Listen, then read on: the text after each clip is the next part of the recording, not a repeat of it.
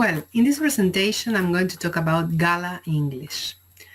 Gullah English is a Sea Island variety, an English-based Creole variety, primarily oral and rural, which is also known as Yichi or Sea Island Creole English. Regarding its location, the Gullah people are located in the U.S. Sea Islands, which go all the way from North Carolina to Florida. However, Gullah is spoken primarily in South Carolina and Georgia. According to the Atlas of Pidgin and Creole Language Structures online, the APIX, the number of speakers of Gullah is estimated in no more than 10,000 monolingual speakers. Yet, bilingual Gullah speakers, the number of bilingual Gullah speakers is much more significant or significantly higher. Let's talk about the origins of Gullah now. And we have to go back to the Atlantic slave trade era when African slaves were brought to America and they spoke mutually non-intelligible languages.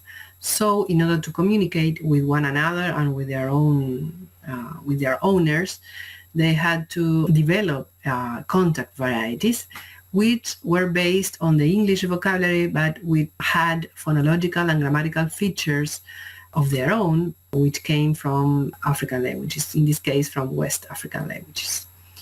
So these contact varieties emerge, and in the case of Gullah, these variety emerged in the rice plantations of Georgia because the Gullah people were brought from West Africa, which was a rice-growing region. So South Carolina and Georgia rice planters once called the region the Rice Coast. Let's now see the classification of Cashews and Mayer's model, according to Cashews and Mayer's model of World Englishes. If we consider Cashews' model of the concentric circles, we could place Gullah in the outer circle due to its historical and cultural ties with the U.S. However, we know that Cashews' model is just based on the nation level and doesn't take into account social and regional dialects. That's why we think that Mayer's model, which he calls World System of Standard and Non-Standard Englishes, is much more appropriate to classify Gullah. So according to Mayer's model, Gullah English would be a peripheral non-standard variety because this is a name he gives to where he accommodates Pidgins and Creoles, and also because it is mainly a rural and colonial variety of English. Well, let's take a look at the main features of Gullah, the phonological, syntactical, morphological, and lexical features. Due to historical factors, including the isolation of the Gullah-speaking communities in the U.S., this variety has retained linguistic features from West African languages, English Creole languages, and also from AAVE. Taking into account phonology, Gullah is a non-rhotic variety as in RP, and also some sounds like the case of the th and th sound as in bath or the do not exist. So Gullah speakers, for instance, might say both instead of both. When it comes to syntax, it is very common to use been to refer to past tense, as it is as we can see in the example. For instance, we been see for we saw. And when it comes to morphology, reduplication is a very common morphological process in all Creole languages and in Gullah as well.